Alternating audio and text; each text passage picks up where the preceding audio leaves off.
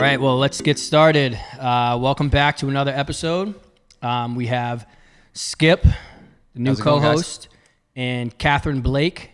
Hello. She is a divorce coach and relationship coach. I am both. Yep. She's both. So, yeah, I think bringing Catherine on was kind of serendipitous actually. Weirdly enough, met through social media via a wedding that a mutual friend had at Starbucks. I have a Dunkin' Donuts cup here, by the way. I'm a little aggravated with Starbucks this morning. The small, tall, the size thing just totally screws me up. Like I don't know. I ordered a tall, and it's like small. I don't know. Anyway, but bringing her on, I think, is key. I think having a female audience is important to the show, so that everybody understands we're trying to help people. And I think she brings a lot to the table.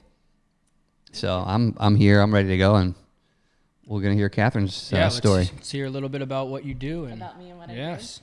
So I'm a certified divorce coach. There actually is a true training. You might need to program. get closer to the mic. So There actually is a training program to become a certified divorce coach. There's about 250 of us across the world. Oh, so you're certified. Yes, Nice. I am legit. It's Okay. But I come to it from 20 plus years as a child and family psychotherapist. And so then people were bringing their kids in for anxiety and depression symptoms. And often what I would find is that divorce was somewhere in the story, either about to happen, had already happened, and there was conflict with the parents post-divorce. So being a good therapist, I went back in the training and I realized that I never received any training on divorce as a therapist. So you guys should know that. Most of us do not receive any training. And think about that, 50% of first marriages end in divorce, right? So I did not know how to help my families navigate the divorce process. And so when I found this training program to become a divorce coach, I signed on board, and that's what I've been doing. Nice. Yeah, so I coach people thinking about going through and post-divorce. And you're based where? I'm in Andover, Mass, but I work a lot remotely or virtually with people across the country. Cool. Well, that seems that's the platform, right? You can do fitness training in Alaska if you want. You know what I mean? Yeah. So, but no, I think this is going to be hugely helpful where we're headed with the podcast. Mm-hmm. Great. Thanks for having me, you guys. Yeah. Well, thanks for coming on. So, why don't you tell us, a little more about your story, possibly your divorce. I think you can bring that in from a female perspective, because I think we've certainly covered the male perspective. Yep.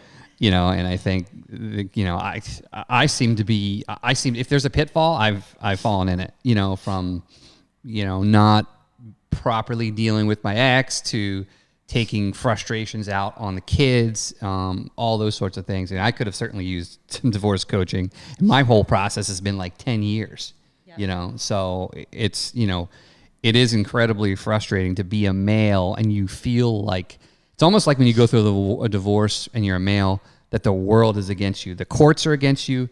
Your ex-wife is against you, or baby mama. So having your input, for me would have been incredibly helpful, and probably for Dan too, because we've commiserated and gone through the whole thing almost at the same time. Granted, I mean, it would have been more a relationship. I was never married, so. Right. But yeah.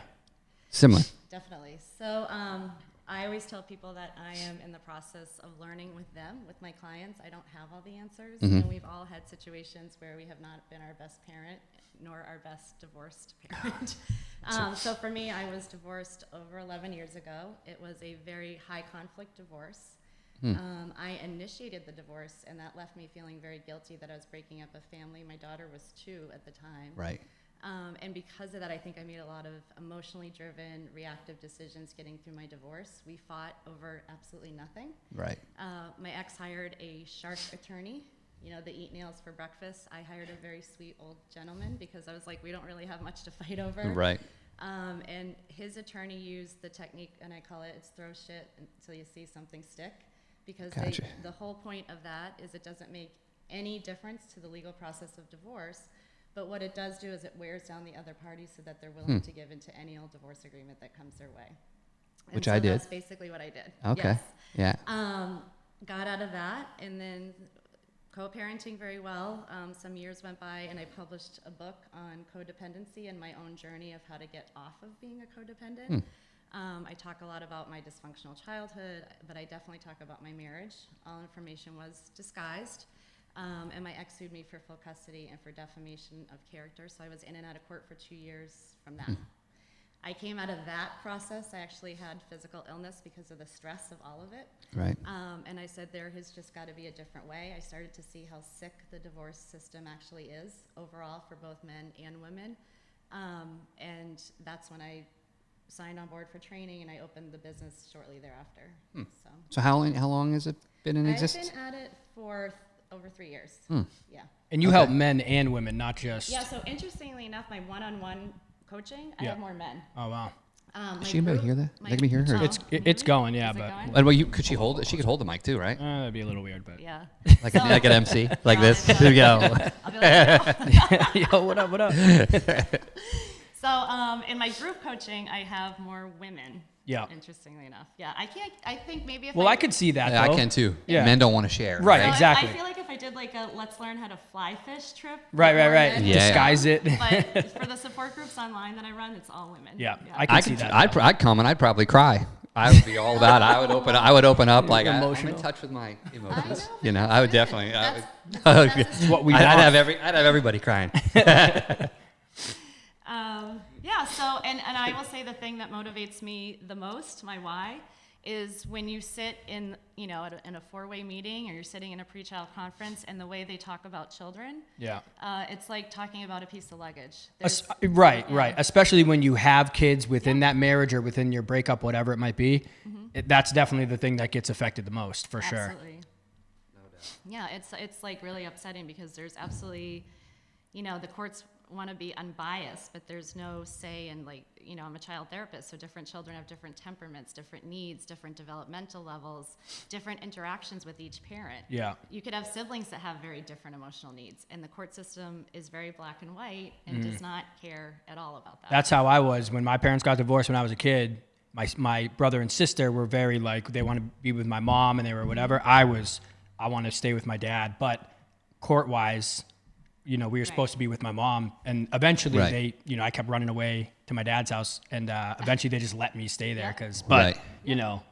it's tough. So I want to, can I speak to so I will say, even when I got divorced 11 years ago, the go-to then was that the woman had primary custody. And that there was an assumption that the mom would most likely stay home and the dad was still working. Right. That has greatly changed, and now the go-to across the board is 50-50. Yeah. Right. They try to make it as balanced as possible. Now, does 50-50 actually work? No. I mean, I Not in my case. Mine was like, my situation was, and that's what I would say to guys out there is I was kind of like, when I went through it, we were going through a mediator, and I pretty much agreed to almost anything, but she was also a little bit flexible with me because I worked and I traveled. Right. So I was like, but now I'm like, I see that so I only had the kids, like Monday nights, Thursday nights. They were supposed to stay over Friday nights, but then she started telling them that the girls, that they didn't have to stay over. So she took the whole thing, and I didn't want to go back to court. That's the other thing. Is Right. I know. I don't want to go back to court. So I'm like, so now I feel like I've lost, a lot of time with my daughters, like they're, it's almost like, and she did it intentionally to kind of say, hey, he's the absent father, whatever. And I'm like, no, I was working to pay you all that money I was paying you. That's why I was doing it. Not, that I didn't want to be with the kids. And now it's kind of like the schedule is like perfect example. I mean, is Friday was parent-teacher conference day. Well, guess who didn't know about parent-teacher conference day? Me. And she had the whole day with him, which is supposed to be my day on Fridays or whatever. But, I would suggest that, that guys, you really have to be willing. I think you have to be willing to fight for it if you need to. I don't think you want to fight in front of the kids, but you have to be willing to expect certain things. I didn't do anything. I was just kind of like, oh, okay. I just rolled with the punches and ended up. Go to the school and get your name on that list. I was just my. See, I get my emails. I have a parent. parent-teacher conference next week with the teacher with my daughter. Yep. But one thing I was going to say is for maybe it was, when it was more towards women having custody of the kids or having more than 50-50 is because, you don't want to disturb the kids out of their home that they grew up in. They're going to the same schools. You know what I mean? So to, a Monday through Thursday or whatever, Monday through Wednesday, you're with the dad, but then you have to come back, and it kind of gets like my kids. They'll bring a duffel bag to school. Like the teachers know, everyone knows what's going on. So they're like, but they have to bring their stuff for me. When they get me. So it's a little confusing. But now they're getting into it. But it's definitely, I feel like But- maybe the court looked at that in the beginning, like it was more of a reason for them to stay. Also, I think Right. now there's the assumption that both parents are also working. Yeah, yeah. Right. So that's also different. Yeah, not to sound like the disgruntled guy, but I feel like, so I left everything. I left the house. I left it all because I didn't want to displace them. Yeah. But now, and even then, it was such a huge disadvantage for me. Huge, because the kids, if they're going to hang out, they don't want to hang out at my place. Yeah. They want to hang out in their own bedroom. You know what I mean? So for me, it's like and I'm sure there's other guys out there that I'm sharing this guy, so you can. I'm sure someone else will have a similar situation. But it's like on holidays, like they don't want to come to. They come to my house for like a token hour, Yeah. but they're like, "Oh, we're having a party at our house where we grew up." I'm like, "Well, how can I say no?" You know what I mean? I can't fight that. I'm like, I get it. You're comfortable there. Do you want me to? Yeah. So So I think it's funny because I think most of the men I work with, that's their biggest fear. Like, I'm moving out, I'm moving to an apartment. Yeah. My kid's gonna hate it. They're gonna want to be home with mom all the time, right? right.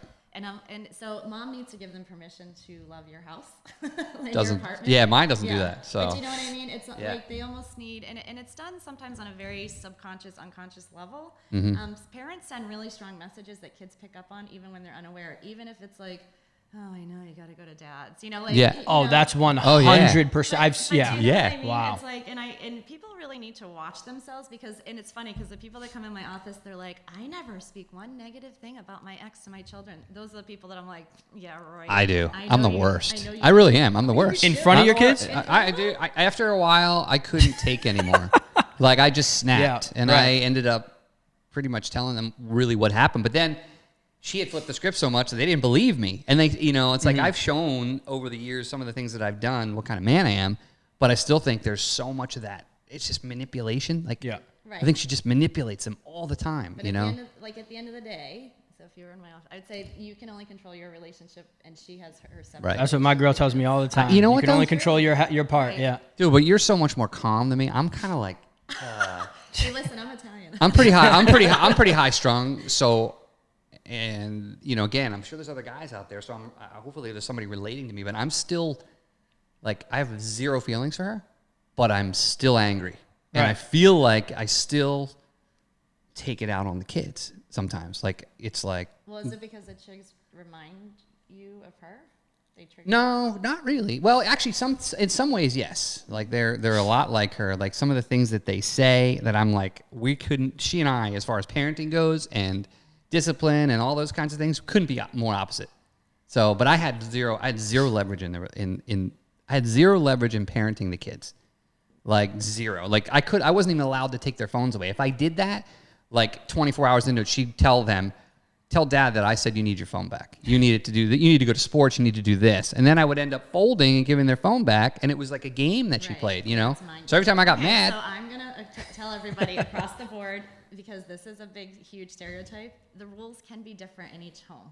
That's completely fine. Mm-hmm. Kids are smart enough to know that mom has one personality, dad has one personality. The most important thing for a kid is that dad is consistent with his rules and mom is consistent with her rules. Mm-hmm. Kids are smart enough to know that they can throw their wet towel on the floor at mom's and not at dad's. Like Right. it's not a big deal. And that's sometimes what keeps people stuck, emotionally connected. When you're mad at someone, you're emotionally connected to them, by the way. Is Right. this fighting over fucking co-parenting? And I'm like, it's not a big deal. Right. Unless it's, of course you don't let your child get on a Greyhound bus at the age of 5 to go to New York City. I mean, right? There's obvious ones that are bad. Right. But other than those big physical safety. That sounds like it things- could be a good children's book, by the way. I could write that.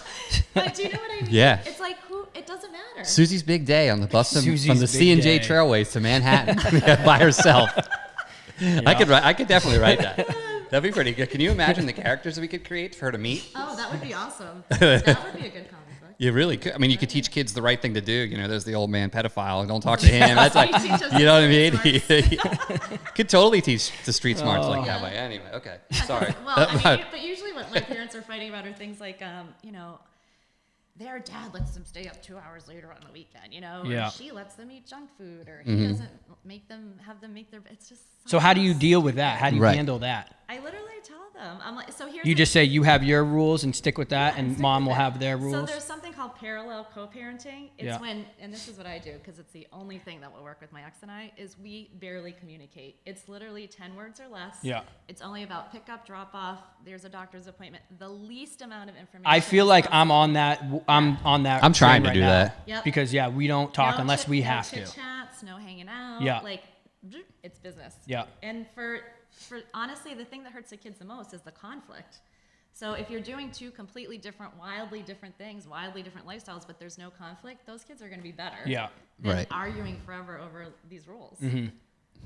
Most of the stuff we argue about is the difference in like the disciplinary thing, or my most recent argument is you're kind of not teaching our son to be a man kind of thing, which I always feel is my job because I don't think again, it's just so different. So I went to a therapist, right during the kind of when everything was going on, and the therapist knew her too. I guess that's not supposed to happen, but anyway, we had gone there together, and then I went separately because I liked the guy. And he was kind of like, you're not supposed to take sides. But it was like, okay, here's your situation. When she walks into the room, you need to put your baseball cap on and know that that's your shelter from her. You got to know that she is who she is. You guys are so opposite ends of the spectrum. But it's just, I tried to do that. Like, I know. I'm like, I always say, oh, look, I got to put my hat on. I'm like, fuck. Okay, so this is like where I get woo-woo-ish because I'm starting to train in energy coaching, by the way, which is Okay. awesome because it's about letting go of trauma in your body. And when we go through these awful divorces, we tend to hold on Right. to this trauma. What's that, like Reiki or? It's kind of like Reiki, but it's, so sometimes I have people, like, for example, here's an example. When you go to the mall, you can't control how many people are there, the noise level, how loud it is. Like, I hate the mall, but do you know what I mean? Yeah, Like, you yeah, can't control yeah. what's around you. The only thing you can control is how much of it you let into yourself. So I have people almost imagine, like, a third eye or like a light dimmer switch of like, Gotcha. Turning it down a little Okay. I'm just not going to let this in. Yeah. And Oh my sometimes God. that's the best thing you can do. Like, my ex is maybe, I can't say it because he's not, maybe a narcissist. Right, maybe but he a would do narcissist. like every single pickup. It was like, did you do this? It was like a hammering. Like, Yeah. and I'd just be like, ugh, like literally like PTSD. Like, I can't function. What did I do wrong? How did I fuck up? What is he going to use against me? Yeah. And then one day I was like, you know what I'm going to do? I'm going to put it back on him. I'm going to listen to everything he says. And then I'm going to say, okay, well, what are you going to do about it? Yeah. And I did that like 20 times. Oh, and he was. But then just stopped? It stopped. Yeah, yeah. Now he just drops her off at the front. He doesn't want to deal with Yep. her. Okay. Do you know Yeah. what I mean? Huh, interesting. And it's so the more I engage with him, the more it would just be conflict. So the best is just to Right. stay out of the smog. Yeah. Now, do you ever have couples like that are I about to do. get divorced? Yeah. Or? So I do a little bit of I'm a trained therapist, so I will do some of that work. It's Yeah. very short term. I'd say there's about maybe 40% of people who decide to stay together because what I do is I tell them the reality of divorce. Right. People have a lot of fantasies around what they think is going to happen. Oh, yeah, the in grass is always divorce. greener, right? Yeah, I mean,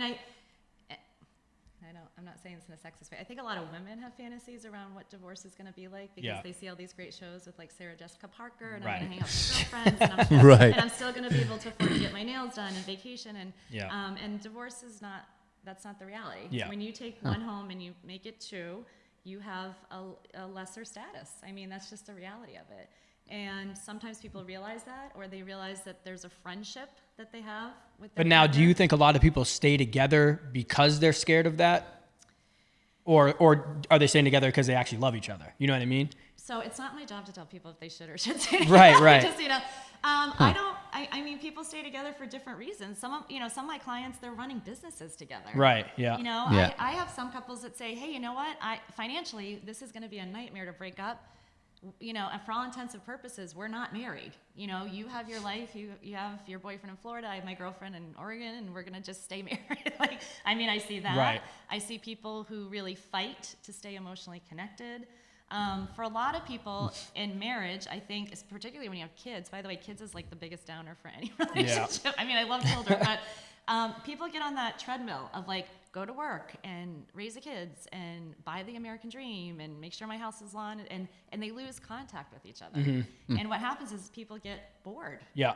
Yeah. And they stop talking to each other, they stop making an effort. So sometimes even just getting out of your normal environment can kickstart a couple to getting back on track. Mm-hmm. So there's actually a couples retreat that I refer people to. There's one in Nicaragua. There's one here in Portland, Maine. Yeah. Nicaragua sounds good. And it sends the couple out on adventures together. Oh, it's like that. There was a That movie? Yeah, Yeah. I forget Couple, what it was. it's called Yeah. Couples Like Retreat. Couples retreat, Yeah. exactly. But Yeah. like for a lot of couples, that's like all they need to get Yeah. back in touch with But that each makes other. sense. It's like, you're just kind of getting bored. You're doing the same thing every day. It's the same thing. So Right. I can see that. Yeah.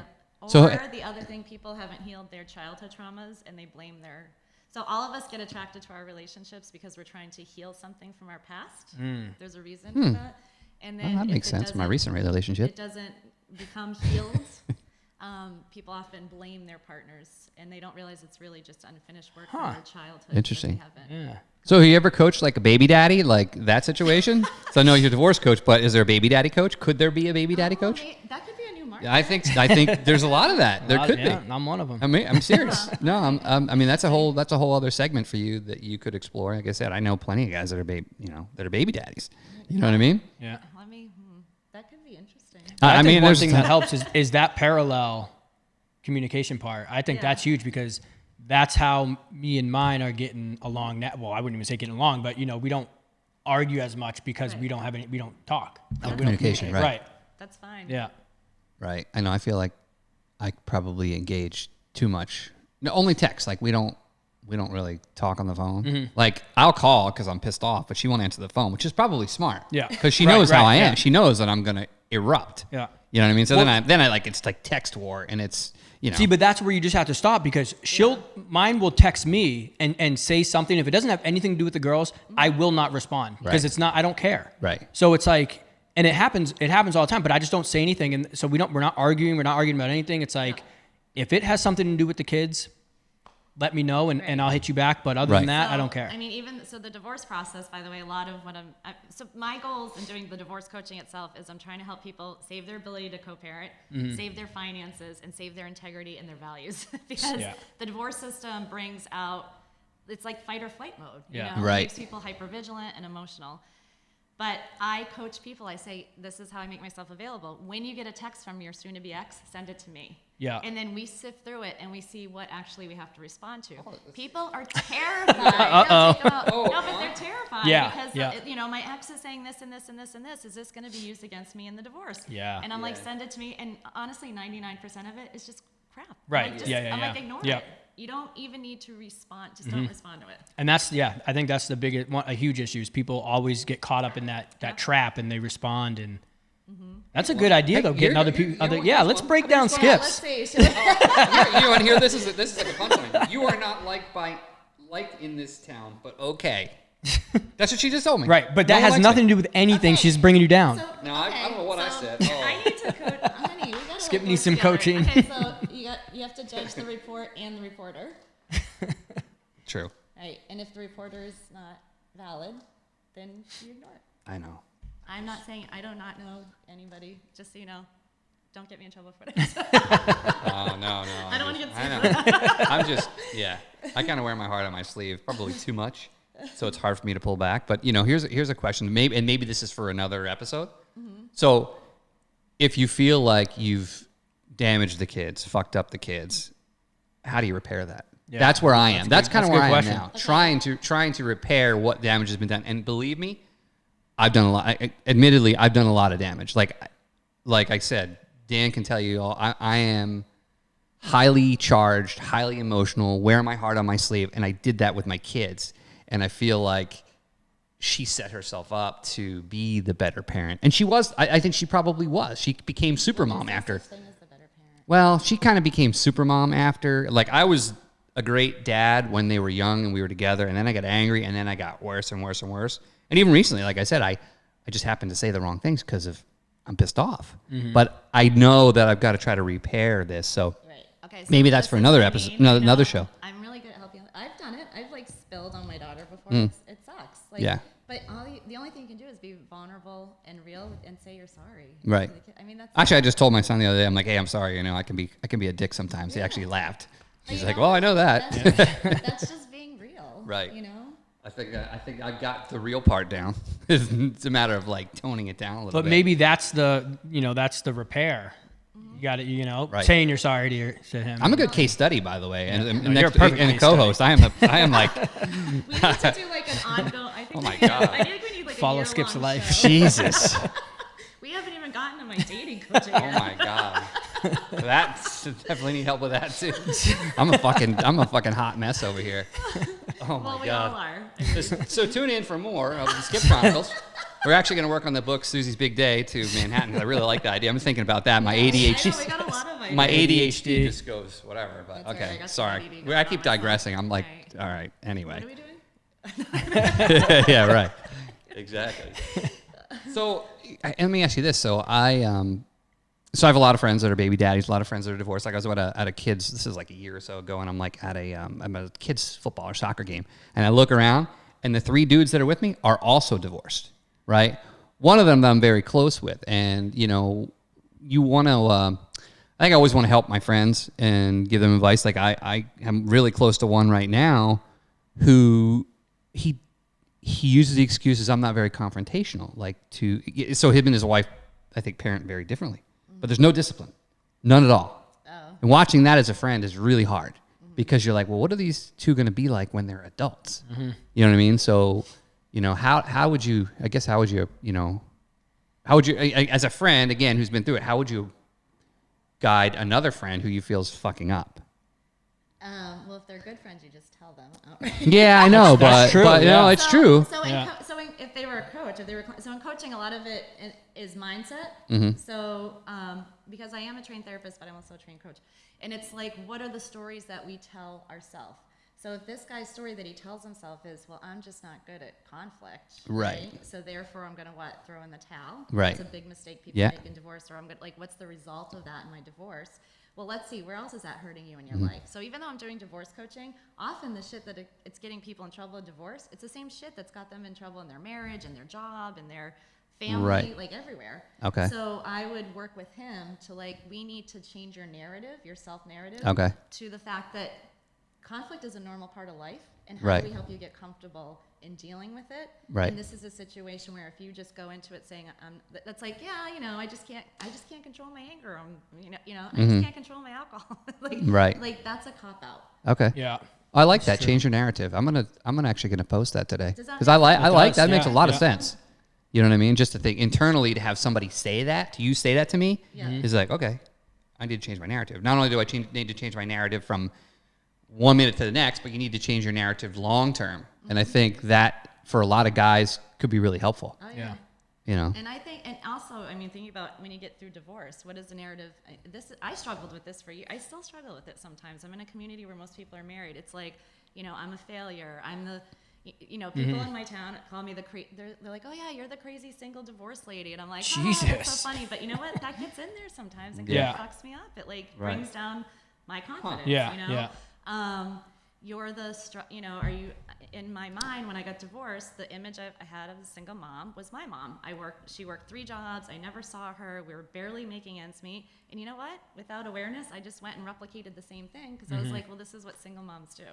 Right. It doesn't have to be that way. Dude, see, I think this is a perfect episode for my baby mama because the same thing is happening with her mom, and she's just going down the exact same.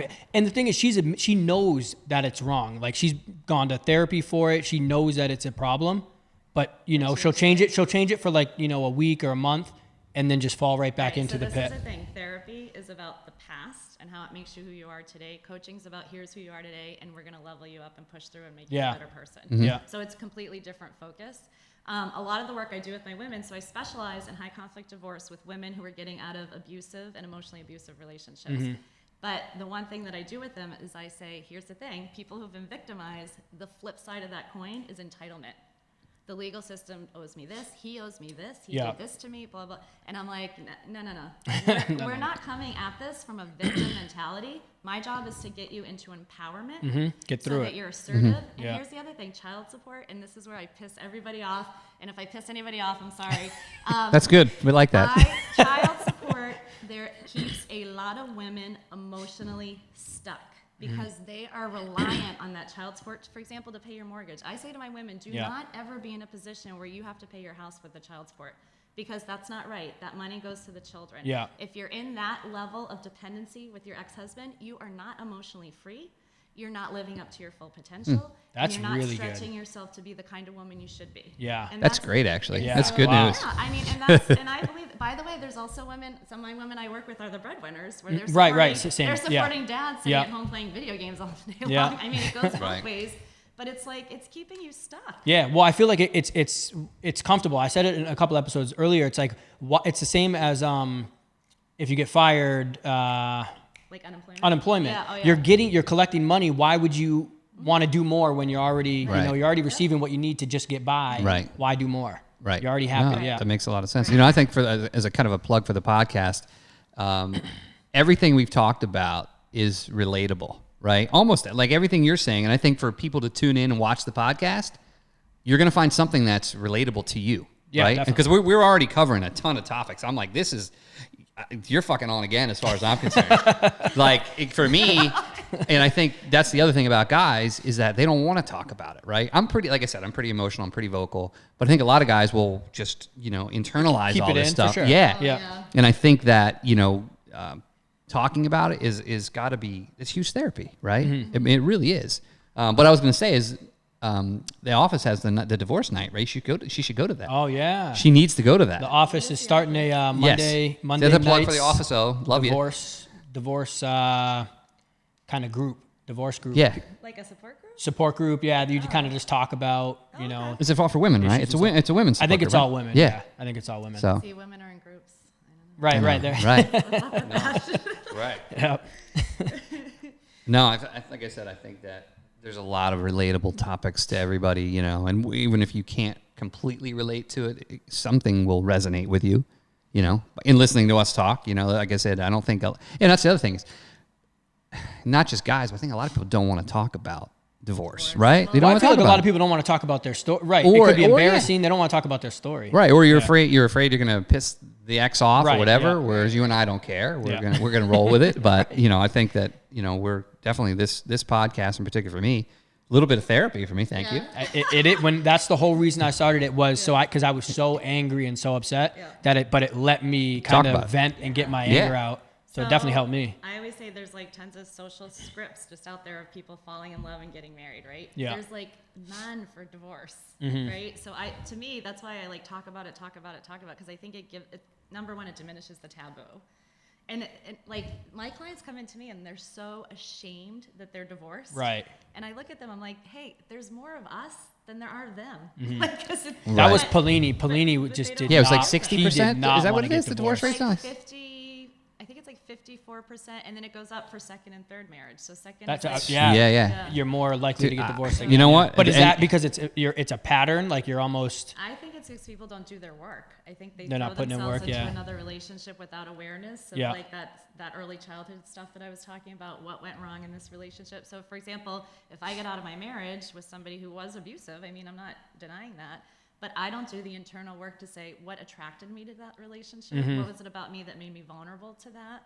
Why did I tolerate it for so long? If I don't actually go through that, heal the trauma, yeah.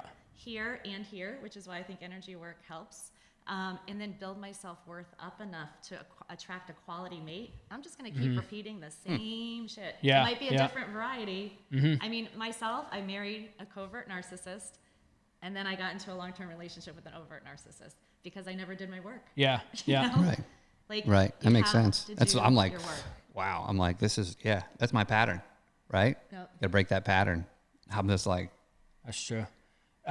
I wish O was here right now, my girlfriend, to talk about it because she was in the same. She would tell me, she's like, she didn't know where she had a ex-boyfriend before me after her divorce, and didn't tell her where he lived for 2 years. And like, so when she asked me like, oh, where do you live? She came by and I came right out and she was like, oh, really? Like you really live really? here? Wow. I didn't know that. Yeah. So it's like, yeah. But I've got there's been some yeah. similarities. What you were just saying kind of like connected. There's been some similarities of things that she said. Like she knows that she was like, oh, well, I'm so surprised you don't do this because every single person that I've dated or been in a relationship with do that. Right. So it's a pattern. And that's why I wrote that book. Like I always tell people I'm a codependent in recovery because I do love helping people. Yeah. Legitimately want people to feel good, want people to feel better. My part of it, where I screw up, is I've gone into relationships because of my own fear of abandonment from Yeah. my own dad. And I get in these relationships where I'm the alpha one. Well, I'm doing everything. Yeah. You know, I'm earning money. I'm keeping the house clean. I'm like, man, and then I burn out and I get pissed off because I never made my needs met. Mm-hmm. Right. So I've learned that. Like, that's my pattern, which is why I'm single for many years now. Because, you know, so it's like, how do I find a relationship that's similar enough, Yeah. but different enough where I'm not replicating that pattern? And a lot of that work is me. Yeah. But it's also finding somebody who isn't in need of being saved. Mm-hmm. Isn't Yeah. You know what I mean? Yeah. So There's a lot of that. There's a lot of you go towards like you want to help that person Yeah. or like, you know, like they're a But why? project or That's something. what I mean. It's Right, like, right. Where did that come So from? Well, I know Yeah. mine comes from my own vulnerability of like, oh God, if I'm totally open and vulnerable, this person might leave me. Yeah. You know? Yeah. Right. So I'll be in control and do everything. Mm-hmm. So they'll never want to leave. And that, yeah, no, And it's, then I'm like, why are you not working? You got to get out. right. Yeah. I always think I Right. can fix everybody else. That's the other thing. I'll do everything I can possibly do, and it will fix them, and But it that's the doesn't. same thing. Yeah. Yeah. It Yeah. just doesn't, you know, and I've experienced it the hard way, you Yeah. know, So we're all learning. I guess. Yeah. Getting a little Well, let's late get in into here. some dating stuff real quick. You're a dating coach, or So surprisingly, people came back to me after they got through their divorce wanting some dating coaching. And I was like, why? I'm single. And they would say, well, you know, I see on Facebook you have this great life. And I will say post-divorce, I started to do a lot of things that I'd always been afraid of doing. Like I go down to Costa Rica a lot, started mountain biking, hiking. You were in the mosh pit last night, right? I was in the mosh pit last night. Well, you gotta I get got out of your some- comfort I got zone. Tattoos, you know, like, but all Right. did you not have those when you were I married? had small ones, but Yeah. not the big ones. Yeah. But I started to be like, this is ridiculous. I can't rely on somebody else to make me happy. I have to do it myself. And so I think people see that on Facebook, and then they come to me and they're like, we know you're a divorce coach, but we want you to help me write a profile. I Yeah. have a woman coming in tomorrow. I'm just Write going a to sit and write profile. her profile with her. I host singles events in the community. Yeah. I've been toying with the idea of opening something that's below a high-end matchmaking service, but above kind of what you get online. Yeah. Because actually, stats show that most people connect to somebody who's within a 10-mile radius of them, particularly if they have children. So I was thinking, how can I make that work? Because this is my thing. I want to solve my That's kind of ADD funny because Right, I right. don't date anybody I want from to around solve here. everybody's problems. Well, first we got to solve Skip's problem. Oh my God. But so anyway, yeah. So and again, it's the regular coaching. It's like mindset stuff. What is the mindset that's holding you back? Have you healed from your divorce? How do you date for your kids? That's the other thing. A lot of people go out into dating and they don't have their kids at all in the Yeah. back of their mind, and That's it's true. like, you know, I have a client right now. She's been with this guy for 2 years, and they just broke up because he told her right from day one. He's like, I don't want kids. Well, she's got 2 kids. So why would you invest 2 years? So I was gonna say that's almost a waste. What does she do? of Not 2 talk years. about her kids? Or she just like does he even know She she probably has? just didn't believe it. Does he know she has kids? Oh, he knows. And Oh, okay. but he said right in the beginning, I don't want children. And she said, oh, it's okay. We love each other. It's great. Yeah. That she doesn't didn't- mean she you didn't don't want believe her. Does that mean that he doesn't want her kids, or he doesn't want to have any biological children? No kids. Doesn't So Wow. deal with wow. kids, yeah. So she's well. I mean, yeah, that's kind of something. That's like something I would do. But the thing is, he told her Red up flags. front. You know, it's not. You can't really blame him. You know, Right. he told her up front, and he was just there for the ride. And Yep. Right. I think a lot of people ignore red flags, which is Yeah. what I do. I'm like, oh, that'll be whatever. That's fine. That'll be okay. And then Right. they turn Think you out can to fix be it. the red flag. Yeah. Then Yeah. the red flag is, you know what I mean? Yeah, red flags. Everyone across the board will be like, I knew this from date one. So well, how do you? And here I am 10 years later. You know? right. So people say that you attract what you emanate, I guess. Yeah. So does that mean I'm really fucked up? Yes, it does. I don't know what it means. If you're codependent like me, you're Yeah. attracted to relationships where you're helping somebody. You're Yeah. helping somebody be the best they can be. When really, you have to help yourself, put more energy invested in yourself. Mm-hmm. And then you'll attract somebody who's in a good spot. They're vibrating at a high level. They're going to be attracted to you because they see that you love yourself and you're taking care of yourself just Right. like they do. I have the same sickness, so. And I've had to work on it. Like, I've had to own Right. my part of it. See, I think that's a big thing, though. The whole mindset, and like you have to really look at yourself and be happy. Mm-hmm. Make yourself happy instead of finding someone else to try to make you happy. Right.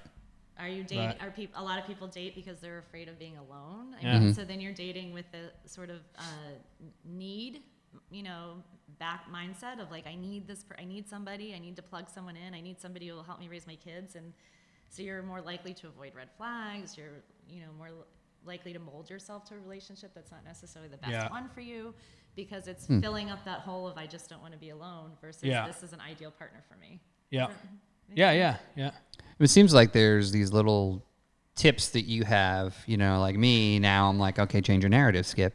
Change the narrative. And one of my other friends, good friends, is always like, listen, you can control only what you can control. So focus on the things you can, that you can control. There's other things you got to let go. But I think, that's, as we go forward and have you back on the show, I think maybe think about some, like maybe your 5 top tips. Okay. Oh, that'd be cool. 5 top tips for, Catherine's tips for baby daddies or dating or divorce, since we've covered the gambit here. We'll drop one. What's one tip that you would give the people watching out here for divorce? You want to say, since this is divorce? I mean, probably the most basic is create a team. You need a team of people. I'm only one, so I am I'm the Associate Director of National Association of Divorce Professionals of Boston. Wow, that's a lot to say. That was a lot. What was that? I got association. But it's a team of providers. So Okay. we have real estate, we have financial, we have mediators, we have attorneys, we have GALs, we have like basically everything you need. And so when I'm working with someone right from the get-go, is I'm trying to figure out who the best team for them is. And by the way, part of that team is creating a new tribe. It's dealing with new friends who also have been through divorce, and can help you. So I've got a question related to that. So when I was going through my divorce, I was literally paying for everything. I was paying for the mediator. She wasn't working, but she didn't want to work. Right, that was the whole thing. But I was paying for the mediator. I was paying for her mortgage. I was paying for the child support. I mean, it was the amount of money I was paying was insane. So I personally couldn't afford an attorney, right? Mm-hmm. So other than I was paying for the mediator, but then what happened with me, not to get into the whole thing, we can do another time, but she changed I was emotionally distraught. I'm like, I had moved out. I'm by myself. I'm a disaster. And she's like, oh, what I'm going to do is I'm just going to have my attorney, take the mediation document and kind of Rewrite not tweak it, it, but kinda. rewrite it. Yeah. Just rewrite it, right? So I didn't. And it had gone in front of the judge already? Mm-hmm. No, I'm trying to think. When we went to court, so we had the mediation document, and then before we went into court, You just didn't read everything again. I didn't read everything, Right. and I'm not an Thinking that attorney. it's the same. And it was I would have caught it had I been emotionally straight, but I wasn't. Right. So it's like, I guess my question is what do you do if you can't afford an attorney? Like, I was just like, fuck, I can't afford an attorney. What am I going to do? So there's a couple things I always recommend people my push is mediation. And I will tell people, you know what, even if you mediate 80% of your divorce agreement and then you're piecemealing, so you can piecemeal out work. Like, Right. Hey, attorney, I'm going to hire on an hourly, not a retainer basis for you to work with this other attorney and on the house, say, or on this or on this, like the pieces that we're not agreeing upon. So you can do that. And Right. then once you have an agreement, you can bring it into court But- yourself. But I always recommend across the board, mediate and then pay. It's $300, but pay to have an attorney just go through your agreement and make Right. sure it's a good agreement. So this is what people don't realize, and I don't know how stringent they are in New Hampshire. In Massachusetts, like I had a couple, they worked with a mediator, and I looked at them, I was like, that person is not a good mediator. Right. And they get in front of the judge, and the judge was like, this is ridiculous. Like, it's not even written. So a lot of, Right. if you talk to any professional, they'll tell you a lot of their work is cleaning up bad, sloppy work from people who've either done a DIY, do-it-yourself divorce, Okay. or they worked with a really poor mediator.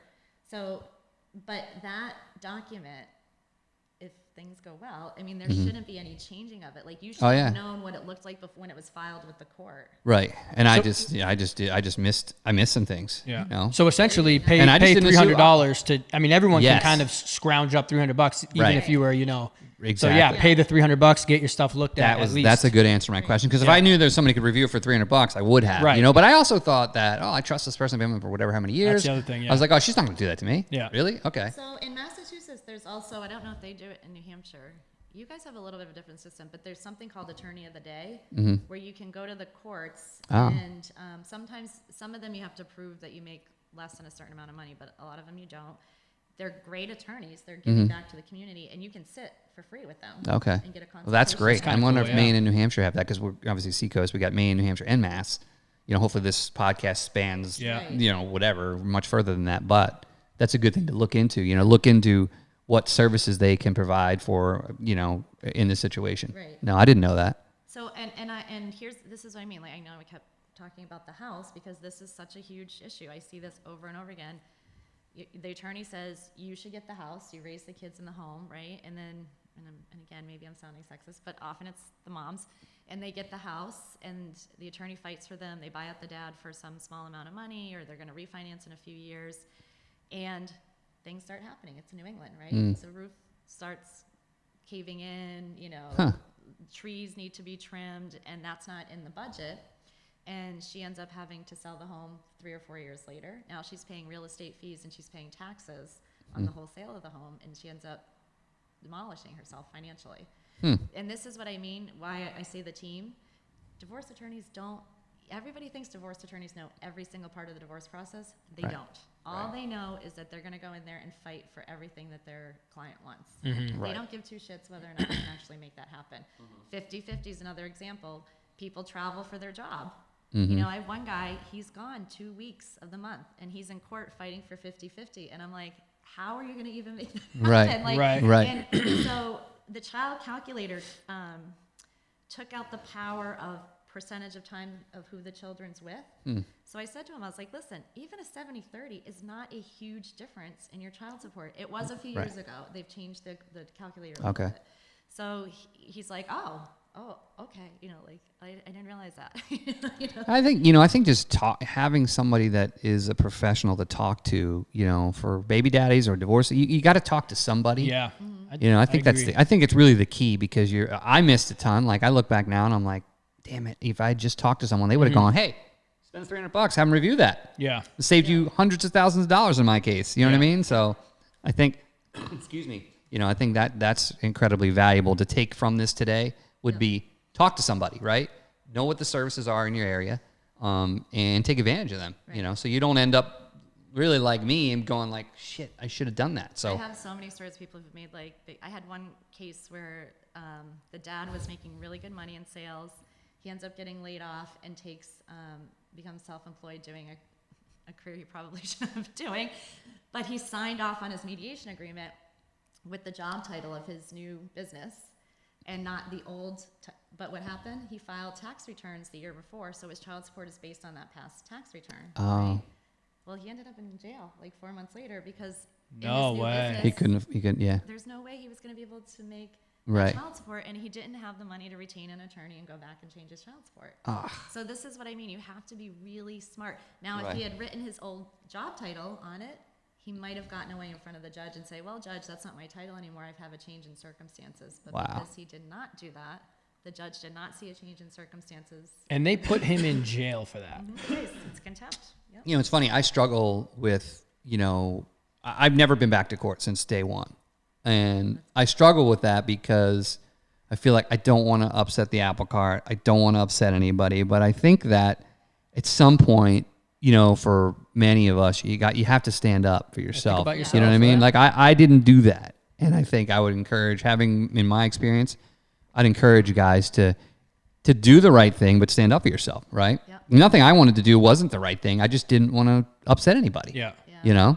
And I think that's really important to know, you know, to do that. Yeah, it's coming from a position of power. That's what I want to empower all my folks. So they're Right.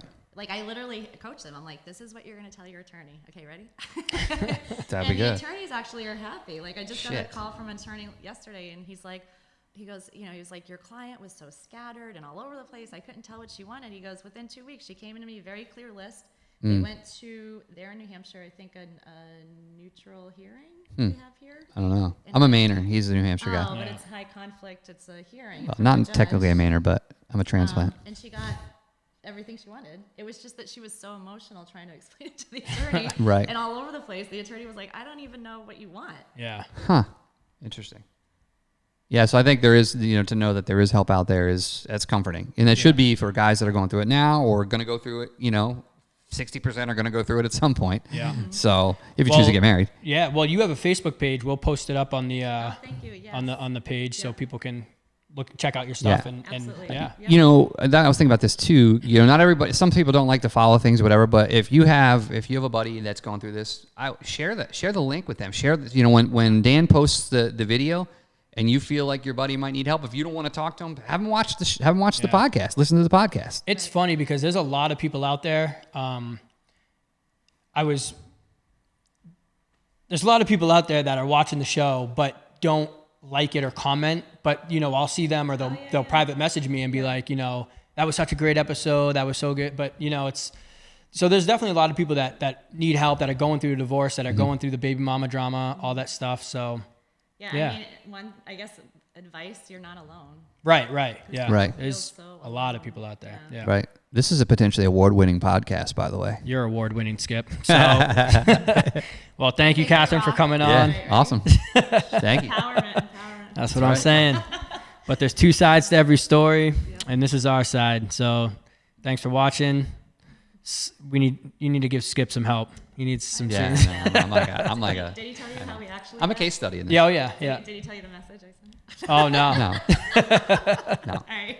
All right. All right, guys. Bye. Later. Take care. Listen, you can't hold me down. You can't hold me down. You can't hold me down.